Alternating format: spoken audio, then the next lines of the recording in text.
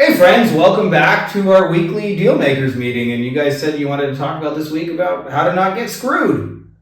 So what's been going on? Bro, Hustle Bro just had a $10,000 deal. I told the client I only get paid in Lambos and 2 Comma Club awards, and then he tried to pay me in exposure. I pretty much got screwed too. The guy was supposed to pay me, but instead he gave me Olive Garden breadsticks. Although by the great tie of Vishnu, white bitches love breadsticks, motherfucker. Well shit, I done got screwed as a wild coon, and my daddy always said, don't fall for that shit, son. He said he was gonna pay me in exposure. And can you believe the sumbitch? He exposed himself to me. I asked to get paid after results, and then he blocked me. What's up, motherfuckers? I want to show you guys in this video how to get the best deals for those of you guys who are seeing the Dealmaker way and want to put together deals that you can do, get them out there in the world working for you. And a lot of this you guys are going to see is really just about opportunity glasses, seeing things that other people do not see. And I want to show you guys how to put this together in a way where you're not going to get screwed over in the deal, meaning people will actually pay you, the checks will actually clear, and you will receive your end of it and all that good stuff. And you'll have fruitful partnerships and people you do deals with that you'll want to do again and again and again long into the future. So let's get into the good shit, motherfuckers. Let's talk about how to do that. Yo, it's Frankie Finn. Beach mode engaged. Looms loaded, AI's humming. Let's go! I guess I forgot to do my little intro spiel, but for those of you guys who don't know me, I wrote these 2 best-selling books, Beyond the Agency Box, Passive Automated Recurring Income, which you can find below this motherfucking video. So let's talk opportunity glasses. What are we actually looking for? You know, a big part of actually being able to put together deals is knowing when something is worth a lot of money and is not being fully, maximally utilized in a way where it's like, if we put it over here, and you'll see this all the time, by the way, where money flows to a person who has a better plan. So like, you know, a hedge fund manager is usually like 35 years old and they're managing hundreds of millions, sometimes a lot more than that. But you know, at least $100 million plus, usually at a bare minimum. And it's usually because somebody who has $10 million is sitting around going, I don't know what I should do with my money. And this person says, well, I can make it go work for you.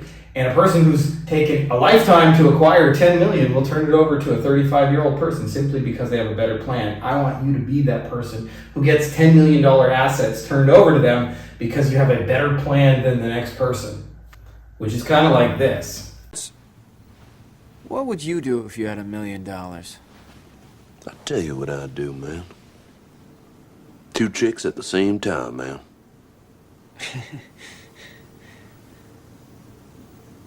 So the first asset that I want to show you guys, and this is like kind of magic, this is everywhere you look, are audiences, right? Really anybody in this day and age can become well known on the internet if they just have a fucking phone, make a video, and go put it out there. The problem with that is what ends up happening a lot of times is people who have an audience don't actually make that much money. You would be surprised how many people who have 1 million followers or more don't actually make a lot of money. And there's actually a very simple reason for it, by the way. If you understand the reason, is they simply do not make enough offers to buy things. Often they have 0 things for sale, or sometimes they sell 1 thing, like a course or something like that. But often they sell nothing, and that's as a result of it. They've done all the hard work getting a group of people to follow them on a specific topic, often sharing their expertise, and yet they just ain't making enough offers. By the way, if those offers are actually valuable, how many offers can you make to an audience? I'm here to tell you the answer is nearly infinity, as long as they are actually valuable and contribute and are worth more than they paid for. A lot of people are super interested in hearing that. And I feel like if you don't make enough offers and you're a marketer, you'll end up feeling like this every day. So you get fired again, huh? Oh, yeah. They always freak out when you leave the scene of an accident, you know? Yeah, well, I lost my job too. Man, you are one pathetic loser. No offense. No, none taken. So I want you guys to get into that mindset that if you're really actually offering stuff, people of real things of value that actually help them and serve them, then you're kind of an asshole for not making offers, right? Like, because you're holding back real value from real people who could use it. So that's the first kind of asset we're looking for. What's the next one? Tell you, businesses that have lots of products. what I would call cataloged, okay? So I'm actually working on a deal with a partner of ours, and they're in the real estate space, and they have like 100 different ways to help people. They can help them with the information, where to find them. They can help them with rehabs. They can get them deals on materials. They can help them with the mortgages. They can help them with finding investors. They can help them with virtual assistants who do all your marketing, chasing the deals. They can help you with the CRM and getting your business organized. They have like literally like 100 plus products to help people. Well, 100 plus products could also be said another way is 100 plus assets that all benefit people. All right, we don't have to actually come up with anything. We don't have to come up with anything new. They already exist. And really, the closest thing we're ever really doing to creating something new is just looking at them and going, there's this one thing over here, and there's a second thing over here, and kind of like Triforce of Power style, we go, wonder if we could put them together in a bundle. If you're ever creating something new, that's the closest you're doing to it. It's just taking 3 of those products that already exist, or 4 of those products, and sticking them together in a way where they actually make sense and go together quite nicely. And by the way, important detail, there are mountains of motherfuckers who fit these descriptions, right? Like if I go on YouTube, there's thousands of people that got hundreds of thousands of audiences, or 100,000 person audiences or more, that simply just don't make enough offers. If I go on Instagram, I'll find influencers who got hundreds of thousands of followers and aren't making enough offers. If I go on Facebook, I'll find people who build communities and organize people into pages and followings that aren't making enough offers. If I go on TikTok, I'll find some 20-year-old kid shaking his fucking butt for money. Actually, I'm that 20-year-old kid shaking his butt for money. Shout out to my OnlyFans page. That's just a joke. Don't actually go looking for me there. But OnlyFans is actually another example of places people have audiences, right? Like guys are paying, chicks. I don't know what the fuck they pay them for, but like, I'm assuming like sending them pics of boobies and shit like that.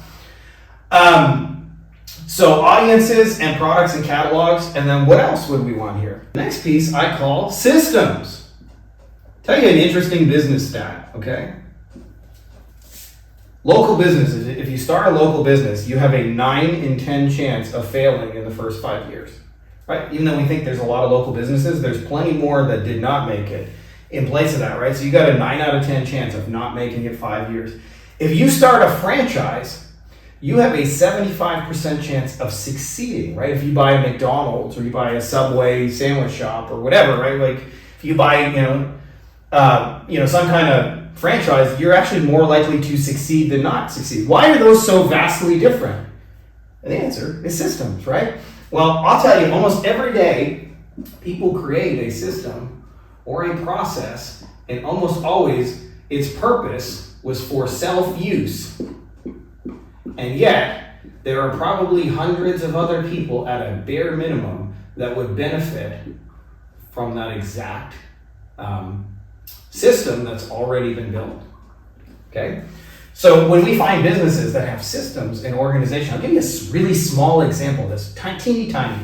I was doing an interview with a really successful lawyer from Northern California who was in the San Francisco area. His name was David, and he had built up like a really large practice, predominantly like by referrals. Now, normally when people get a lot of business from referrals and word of mouth, it's kind of happenstance, it's kind of an accident. But what David did is he had these little business cards, he would hand them out, and instead of like a normal business card that just has the person's contact info, it would basically kind of say like gift certificate.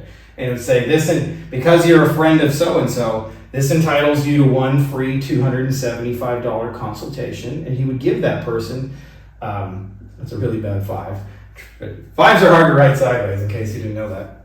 And he would just have his clients give them out. And so every time he would get a new client, he would give away 10 of these, and they would give away 3 of them. And so every client just multiplied himself, and he had almost like a viral business. Well, I said to David, I'm like, that's a pretty nifty system you got there.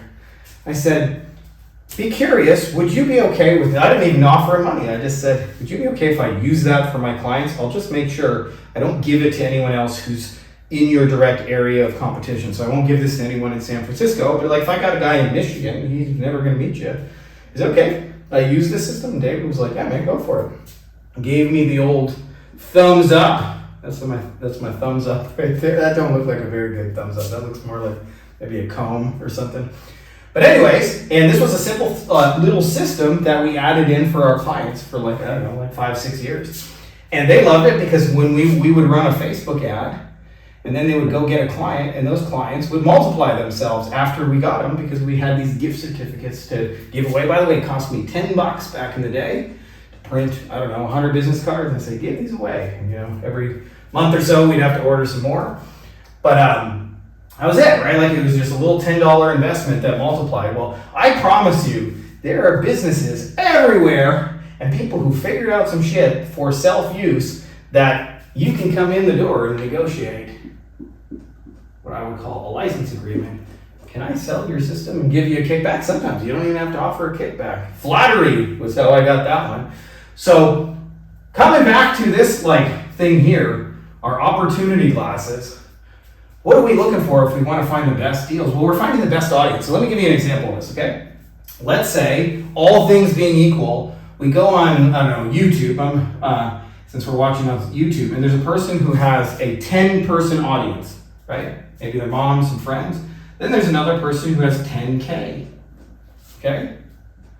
Then there's another person who has a 10 million person audience, okay? All things being equal, which one of those is a bigger opportunity? Especially if they're not making enough offers, right? It's going to be the 10 million one, all things being equal. So you'll see, like, I see where opportunities are, where there's big followings of people with lots and lots of needs. Another thing you'll see is places that got lots of valuable products and services and catalogs. Often they go together with these audiences, and these people are simply not talking to each other. And then, as I mentioned, there's all kinds of systems and stuff like this. So how do you actually turn this into cash? And the answer is, you simply have to make offers to acquire these things.